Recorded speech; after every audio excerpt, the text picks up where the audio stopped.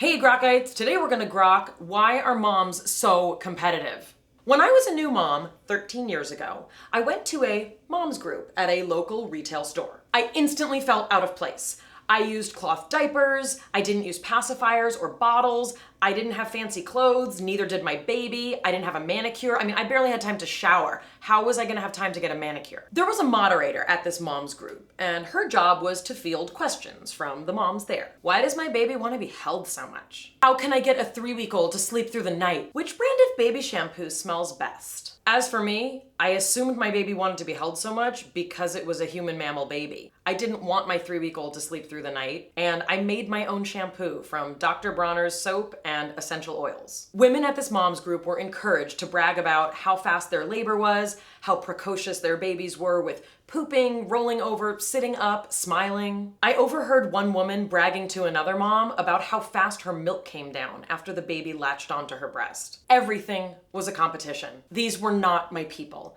I left in tears, and the only mom's group I ever went to again was a breastfeeding support group through La Leche League International. I never went to any other such mom's group ever again.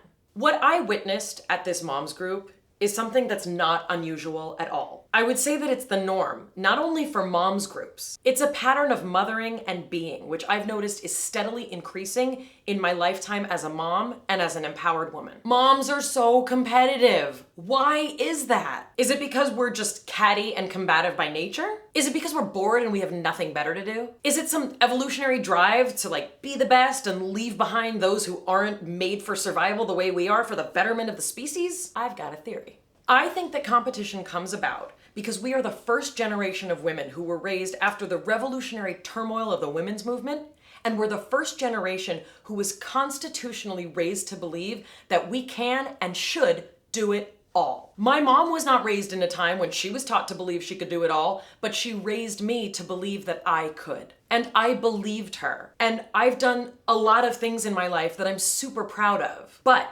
being raised this way actually prepares us best to compete in the workplace, to show them, whoever they are, that we are not to be messed with or doubted. We can do it all. And so when this generation became mothers and removed ourselves from the career world, we took that competitive drive and we seem to have superimposed it on our lives as mothers. So it's not enough to be a mom. You have to be the best mom. And now we have to define what being the best even means. Whose baby was born fastest? Who suffered the most? Whose baby breastfeeds best? Whose baby gains weight the fastest? Whose baby's prettiest? Whose baby talked first, walked first, learned the alphabet first? And this continues as we have older children. This notion of competition is so dominant for parents that sometimes it seems that it's all they want to talk about. So how do we fix this? Well, my fantasy would be that we find more meaningful things to connect about as a society, and especially as moms. So if I ask you, what was your birth like? I'm not asking because I want to be competitive about it. I want to know what it was like for you. Were you scared? What did it feel like? What did it bring up for you? How did you prepare for labor? What was it like when you held your baby for the first time? How did your partner react? What was your recovery like? That's what I mean when I say, what was your birth like? And if you ask someone, did you breastfeed?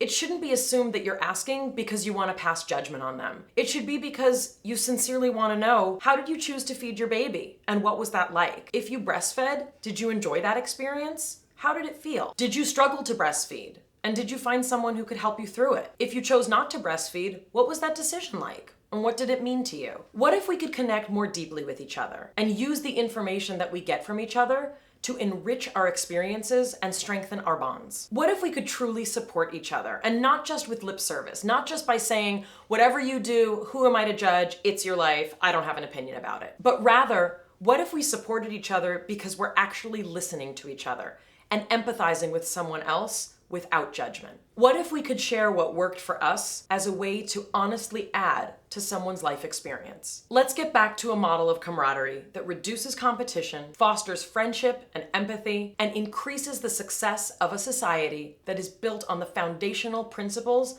of woman-to-woman support, which has sustained our species for so long, so well. We can only do this together. Moms, are you with me? Thanks for watching. This is something I've been talking about and mulling over for almost 2 decades. I would love to know what you think about it. Are there things you know we could do to make moms less competitive? What's your take on it? Add your comments below. Share this video, share it with your friends, share it far and wide. See you next time.